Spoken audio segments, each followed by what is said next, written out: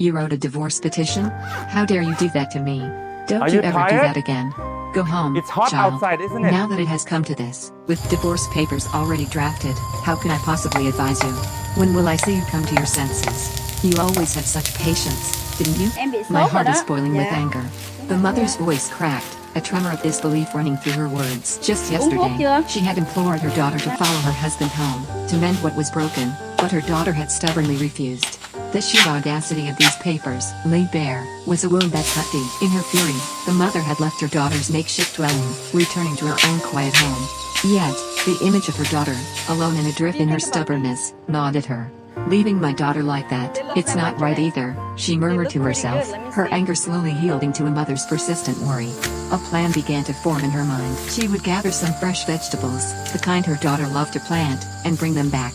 Perhaps, through the shared ritual of planting, she could gently, gradually, bring her daughter back to reason. It was a faint hope, but a mother's heart clings to even the smallest possibility. See if my daughter listens to me this time, she whispered, her gaze distant. Leaving her daughter isolated in her despair was simply not an option. So, the mother returned, her arms laden not just with seeds and young plants, but also with ripe, sweet fruits, her daughter's favorites.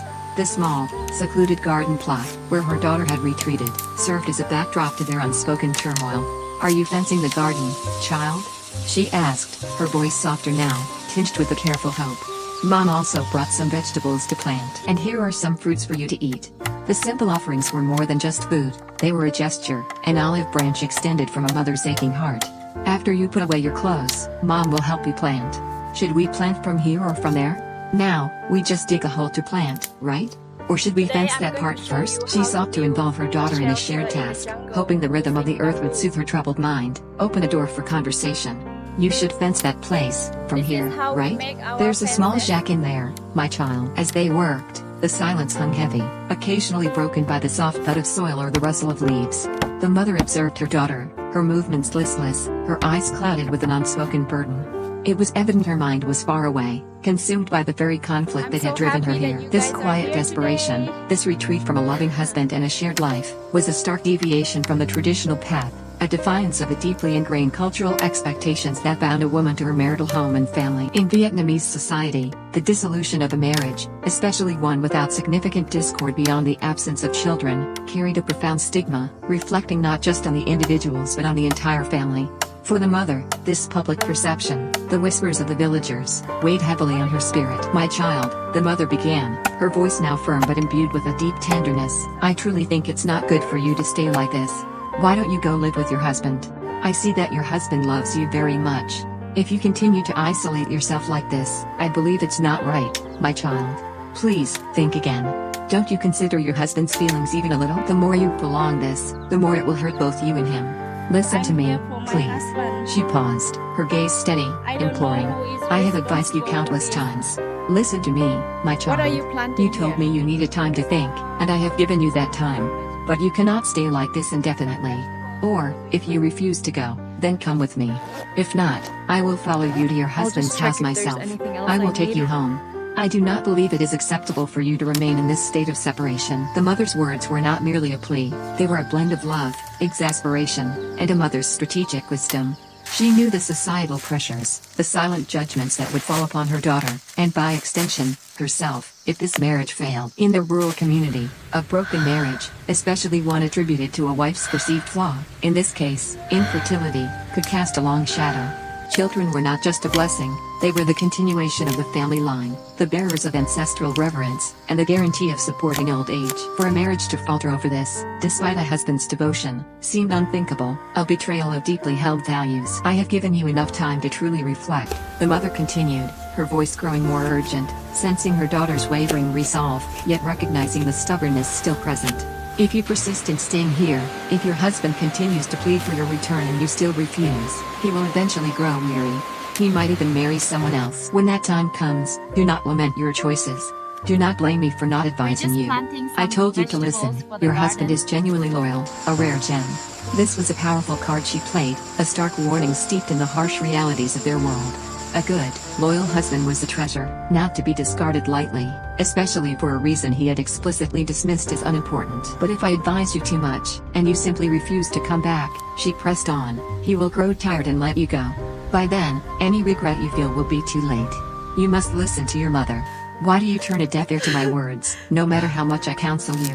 When you eventually regret this, do not lay the blame at my feet. I warned you before. Listen to me. Go home and live with your husband. The daughter remained silent, her attention seemingly fixed on the vegetable patch, yet her planting was haphazard, almost distracted. Her mother observed her, a sigh escaping her lips. What are you thinking, my daughter? You are planting these vegetables in the wrong place. The hole is on this side. Why are you planting them on the other side? Plant them correctly. What weighs so heavily on your mind, my daughter? I suspect you are thinking about your husband, aren't you? Why are you thinking of him if your actions contradict those thoughts? The mother knew this internal struggle, the push and pull between affection and a deep-seated insecurity. I am telling you the truth. If you truly love your husband, you should reconsider. Think carefully. Go and live with your husband. I believe you are partly at fault for your current actions, my daughter. As a wife, you should also try to understand your husband a little. You cannot simply walk away like this, my daughter. It is best that you return to your husband today. If you persist in this, the fault will lie with you, not with your husband. Listen to me. I foresee a very happy life for you and your husband together. But if you continue to live like this, separated, I believe your life will become very complicated. You should not do this, my daughter. It is still perfectly fine to live happily together even without children. This matter of not having children, to allow it to drive such a wedge between you two, is simply not acceptable, my child. Your husband loves you deeply, truly. And yet, because you cannot bear children, you choose to do this. What you are doing is not right, my child. Even though you don't have children, your husband never scolds you, never blames you. The mother's voice trailed off, a profound weariness settling over her. Where are you going, my child? I am at a loss. As a mother, I have exhausted every piece of advice I possess. Now, I will simply leave my daughter alone. I do not know how else to counsel her. At that moment, the familiar rumble of a motorbike approached, and the husband, his face etched with concern, dismounted. He had clearly taken time off work, a significant sacrifice in their farming community, where every day's labor contributed to their livelihood. His presence itself was a testament to his unwavering commitment. He walked towards them, his eyes searching for his wife. Are you not going to work today? The mother asked him, her tone a mix of resignation and surprise. I haven't gone to work today, Mom, he replied, his voice gentle but firm. Yesterday, I came down here, and my wife told me to give her time to think. So today, I plan to come down and pick my wife up, to see if she's coming home. The mother shook her head, a world of experience in her gaze. Going down to pick up my daughter-in-law again? Yes, I know you are persistent. But going down to pick her up, only for her not to come home, is a waste of your precious time. You come down here every single day. Her tone conveyed not a lack of empathy, but a pragmatic assessment of a situation she saw repeating itself. I talked to my wife yesterday, and she said she'd let her think about it. Maybe today, Mom, she will. I won't go anymore. Why go down there every day? If I go, he probably won't come back. If he stays home, he won't love me. If he truly loves me, he'll find his own way home. He's not a child, Mom, she continued, a bitter edge to her voice. I've been telling him for a long time, but he hasn't come back. Besides, I've been gone for a long time, but he hasn't returned on his own. It's best not to go anymore. This was a hard truth, spoken from the perspective of an elder who had seen countless cycles of human stubbornness and desire. The mother's advice to the husband was rooted in a practical, almost transactional view of relationships often prevalent in traditional societies, where the effort invested must yield a tangible return. If the wife wouldn't come back easily, perhaps it was better to cut losses. But the husband, his heart set, could not accept this. How can I not go? Why do you say that, Mom? He asked, his voice tinged with hurt. I'm thinking that my wife will change her mind today. I spoke with her yesterday, and I felt a shift in her. If I don't go back for her, isn't it a waste of all that effort? Going every day might seem fruitless, but I believe today will be different. Surely, today I'll bring her home. His optimism, while perhaps naive, stemmed from a deep emotional connection that transcended the mother's pragmatism. He couldn't simply give up on the woman he loved, not when he sensed a glimmer of hope. The mother, exasperated, scoffed.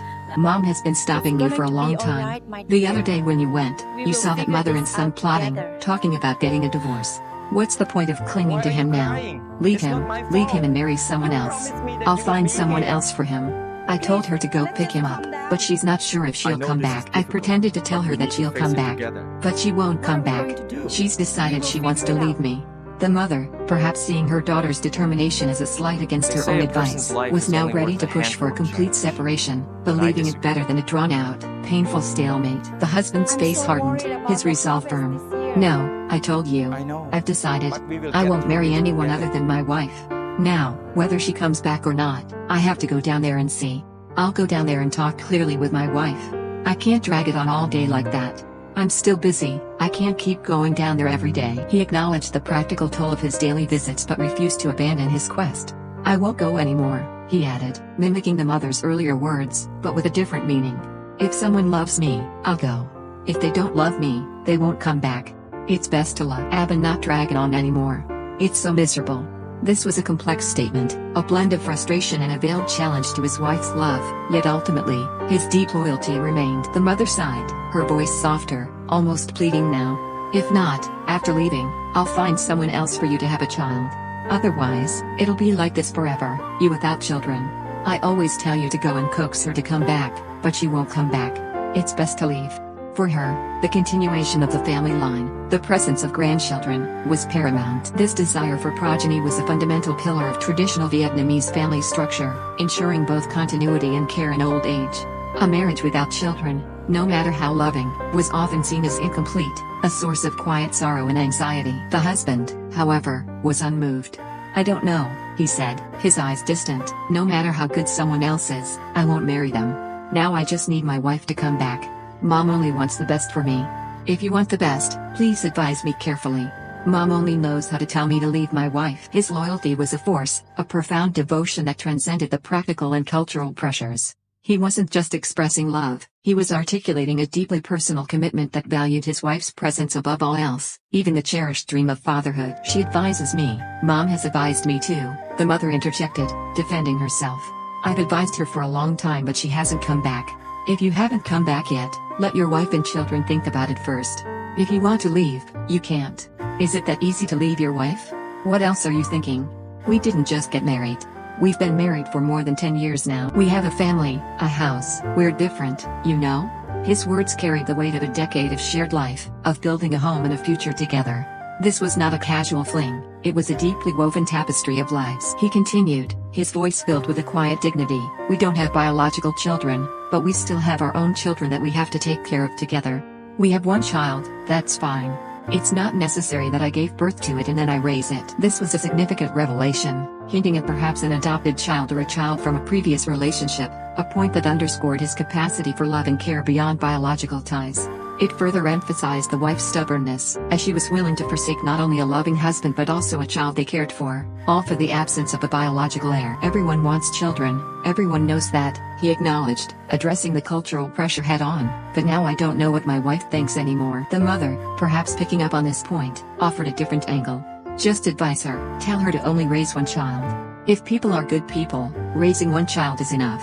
Having many children is also very difficult. If they are jealous of each other later, it will be even more difficult. She tried to rationalize, to find a compromise that would appeal to her daughter's practical side. I know, the husband replied, his voice firm again. But now, no matter what, I have to bring my wife and children back. I can't think about anything else now. Now that I've done that, it's not certain that she will come back. Having said that, it's not certain that she will come back. He was wrestling with his own doubts, the frustration evident in his repetition. The mother, losing patience, reverted to her earlier counsel. The best thing is to leave and get someone else, no more entanglements. That's it. I've told you so many times, just say leave and leave. She was at her wit's end, advocating for a clean break to end the emotional torment. Okay, Mom, stay home, I'll go down here, the husband declared, his decision made. Stay home and see what I can do. All day long you always tell me to come down. I have to go down and take my wife home. I have a lot of work to do. Leave it alone, we'll deal with the rest later. I said I wouldn't listen. No matter what you advised me, I wouldn't listen. Mom already told me. It's true that no matter what you say, I won't listen. Don't go anymore, don't go anywhere. Mom, stay home. It's best not to go anywhere. I'll just go pick my wife up. I go every day, I don't go anywhere. Mom, you're so funny. I'm doing my own thing. His words, a mix of playful defiance and resolute determination, showed his emotional state. He was torn between his mother's pragmatic advice and his heart's unwavering command. What's funny? The mother retorted, still frustrated. All day long I'm down there doing nothing, she never comes back. Her voice was a sharp lament of wasted effort and unfulfilled hope. Mom, just let me go. Today I'll go down and talk to my wife properly. I'm always there and talk forever, and when she wants to come home, she comes home. Yesterday my wife promised me she'll probably come home today. Mom, just stay home and wait for me. He clung to that single thread of hope, the promise from yesterday, no matter how fragile. Mom doesn't believe it. It's just lying to me. The mother's voice was heavy with skepticism, born of repeated disappointment. Okay, Mom, go home and wait for me. Don't go anywhere. Go home. Mom, go home. Don't go anywhere. Mom, are you laughing? What's funny? I told you to stay home and wait. The husband, now on his motorbike, was already moving, his words fading as he departed, leaving his mother to her anxieties. I lost. I didn't lose. I wouldn't listen. I can't stop you. Just go and come back later. It's not coming back. It's decided not to come back, so it's not coming back. Stay home with Mom. Mom, go find someone else. Don't talk to Mom anymore. Mom, stay home. Do whatever you can. What? Don't let me touch the car anymore. So annoying. What kind of girl doesn't listen? Doesn't listen to anything I say. So annoying. The mother's words, now directed at her departing son-in-law, were a torrent of frustration, a blend of anger at her daughter's stubbornness and concern for her son-in-law's future. The social pressure to have children in their community was immense, and she felt the weight of it, not just for her daughter but for her son-in-law, who was a good man. Don't regret it tomorrow. So annoying. Go find someone else tomorrow and see if they're not better. So annoying. Can't stop them. There's no other way now. Okay, maybe tomorrow I'll go find someone to see if they'll stay home. Otherwise, I'll just keep going like this all day. I'll lose my job and can't do anything. Her final words, spoken into the empty air, were a desperate plea for her son-in-law to consider his own well-being, even if it meant abandoning her daughter. The emotional toll of this familial drama was clearly immense, affecting not just the marital couple but also their aging mother, caught in the painful cross-currents of tradition, love, and individual desires. The mother returned to her daughter's secluded shack, her heart heavy with the recent conversation with her son-in-law. Her daughter was still in the shack, hunched over a piece of paper, engrossed in writing. A chilling premonition gripped the mother. She approached cautiously, her footsteps muffled by the soft earth, and peered over her daughter's shoulder. Her breath caught in her throat. What are you writing? Let me see, she demanded, her voice sharp with a renewed surge of anger and disbelief. The words on the page confirmed her worst fears. You're writing divorce papers. Why did you do that? You're so foolish, my child. Your son-in-law is such a gentle, loving man, and you want to leave him? That's impossible. Why are you becoming more and more stubborn, defying every word I say? You must listen to me when I speak. This cannot stand. I absolutely will not allow you to get a divorce. Her voice rose, a blend of anguish and authority. You are my daughter, why do you refuse to listen to me? Why have you treated your husband like this? Don't you realize how much pain you inflict upon him with these actions? If your husband discovers you're writing divorce papers, what will become of him? He is deeply wounded, my child. Why have you done this? Don't you know your husband still cherishes and loves you profoundly? Why would you write such a thing? I told you, I absolutely do not allow you to write divorce papers. You are not permitted to do this. The mother's words were a desperate outpouring of a matriarch fighting to preserve her family unit, a sentiment deeply rooted in Vietnamese culture. The family, or gia đình, is the fundamental unit of society, and its cohesion is paramount. A divorce, especially one initiated by the wife against a good, loyal husband, was a blemish on a family's honor and a source of profound shame. The mother's fierce opposition stemmed from a place of love, certainly, but also from a place of deep concern for social standing and the perceived stability of her lineage. I have advised you so much, the mother continued, her voice now tinged with utter despair. I have given up. Now I am utterly helpless. Why didn't you listen to me? If you do not listen to me, then do not call me Mom. I told you before. If you do not listen to me now, do not blame me later. Do not tell me I didn't advise you. I told you before, I have given up. No matter how much I advised you, you still refuse to listen. I have said everything I possibly can. Your husband has a stable job, he is a good man, and he knows how to love his mother. He treats me with such respect and care. And now you do this. I have given up. I have given up on you, I have lost to you. But do not regret it in the future, do not blame me. I told you before. You have to remember this. Her words were not an abandonment, but a desperate, almost theatrical plea to awaken her daughter to the gravity of her actions. In their culture, a parent's blessing and guidance held immense moral weight. To defy it was a serious transgression. If you truly leave your husband, will you marry someone else who is as good as him? And do you think another man will know how to love his mother-in-law with such devotion? Think again. I only have one daughter, no one else. I only know how to expect you two to support me in my old age, to care for me. If you do this, how can I rely on you to live? Think again. This was the practical, undeniable truth of an aging parent in a society where children traditionally provided for their elders. The daughter's actions threatened her mother's future security, a stark and painful reality. The mother picked up the papers, her eyes scanning the words. What did you write? You intend to leave your husband and come back to live with me? I have lost to you, my child. I have advised you all I can. Okay, I will leave it to you. Do whatever you want. You have such a good husband, a man of integrity and kindness, but you don't know how to keep him, and instead, you keep asking for a divorce. How can you think like this? If you met another man who came home drunk and cursed you, I wouldn't blame you for wanting a divorce. But your husband is so gentle, so kind, and he loves me as if I were his own mother, and he has a stable job. I will let you stay here so you can think for a few days. I thought you would think more openly, with a clearer mind, but it turns out you think like this? Can you do that? I don't want to see him. Her voice carried the sting of betrayal, not just for her son-in-law, but for herself. Are you becoming more and more stubborn with me? Do you have anyone else to be your mother? Only me, okay? You cannot disobey me. Do you know how much it hurts me if you do that? I just want you and your husband to be happy, only then will I find happiness. Always holding these divorce papers like T.S. makes me incredibly sad. I only have one daughter, but you do this. I don't like it. You have to listen to me. Think about it and sign it. I don't know what you're thinking. It's up to you. I've advised you a lot. If you don't understand, it's up to you. I don't know what to say. A deeper pain surfaced, an old wound reopened. Do you know? When you were little, your father left you, and I raised you alone, through so much hardship. And now you're planning to leave your husband, just like that? Tomorrow, the villagers will gossip, they'll scold me and say you're just like your father, running away from your responsibilities. Do you feel hurt by that comparison? I think you're just like your father, exactly like him. How can you still want to leave when your husband is so good, so devoted?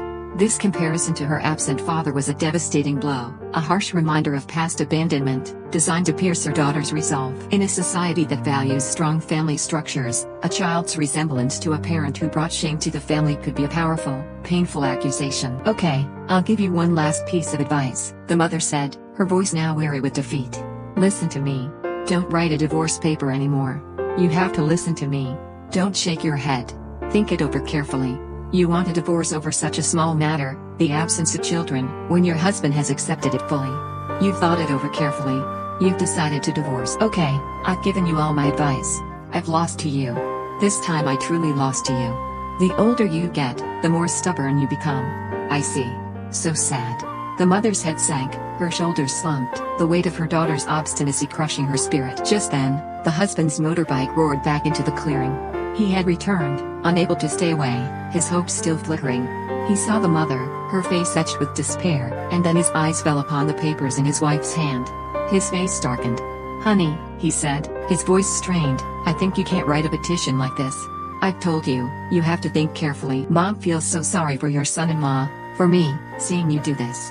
Why did you do that? Look at your son-in-law again. You don't have to write this paper. Don't you feel sorry for me? Put it away. Put it away now, or your son-in-law will see it, honey. The wife looked up, startled, as her mother's words overlapped with her husband's arrival. Mom, have you come up? She asked, her voice small.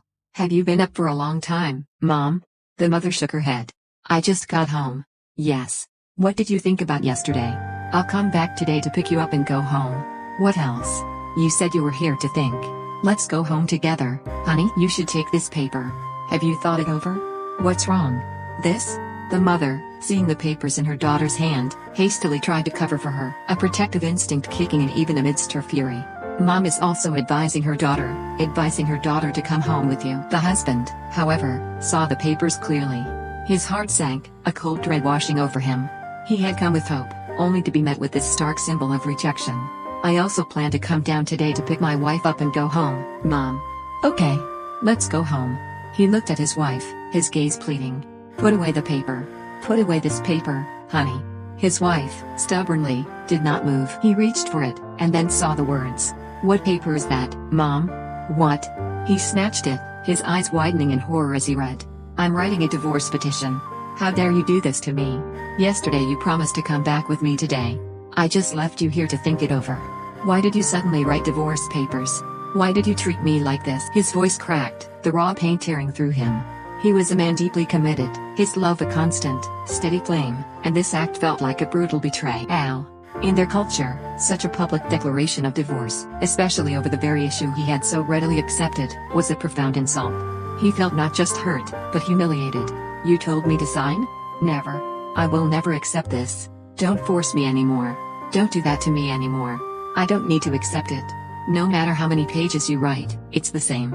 Don't look anymore." With a decisive, furious gesture, he tore the papers to shreds, the sound ripping through the tense air like a gunshot. I tore it up. "Let's go home together. Don't do that anymore. Don't be childish anymore. Think again, wife. Come back to me. Why do you keep doing that? Don't do that anymore. Don't be angry anymore. Wife, give me the pen. No?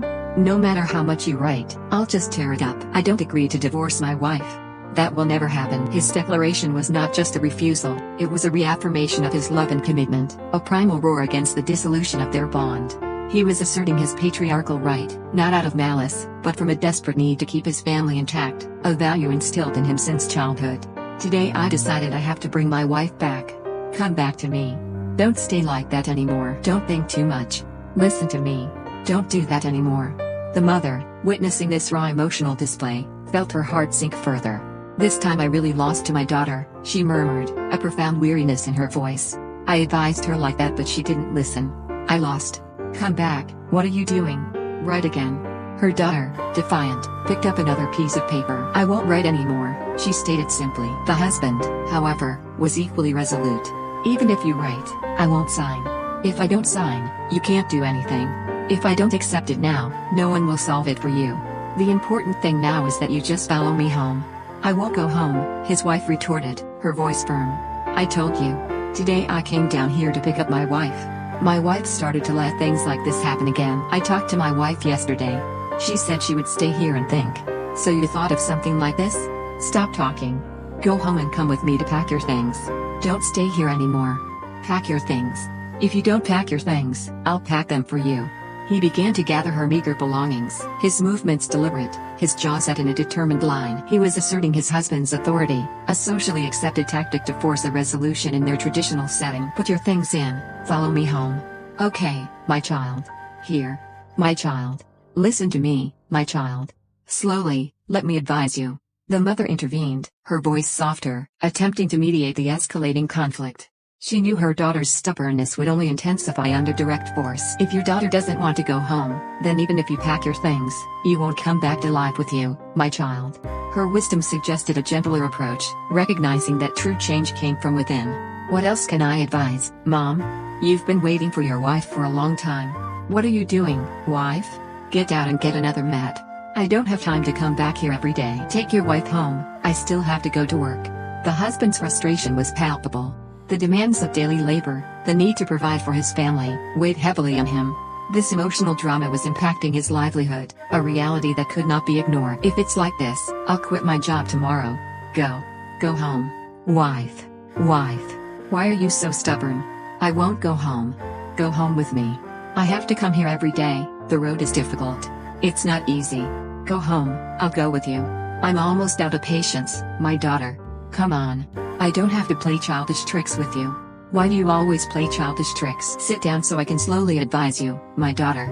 He was losing his composure, his voice rising in desperation. He implored her to sit, to talk, to reason. He was a man on the brink, his profound love battling against his wife's impenetrable resolve. The mother, witnessing this emotional turmoil, felt the burden of her own failed advice. "So tell me, what should I do now to make my wife come back to me?"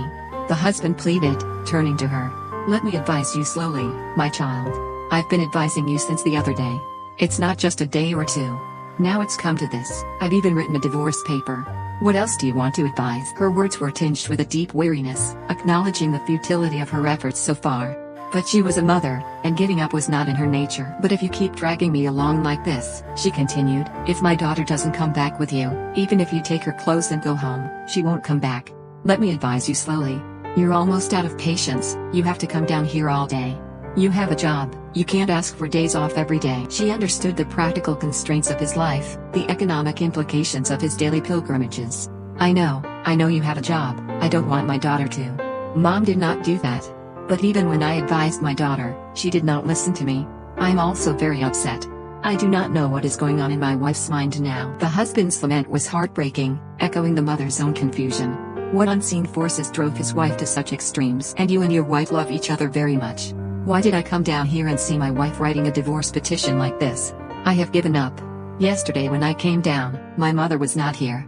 I also told my wife to go home. My wife told me to let her think about it, but why are you thinking like this today? I have given up. Mom knows, but now I do not know what to do anymore. I have advised everything, now I have lost to my daughter. Mom does not know what to do anymore, and seeing you like this, I also feel sorry for you. Today you decided that you must bring your wife back with you. If your wife does not come back, you will not come back. Mom has given up, my daughter.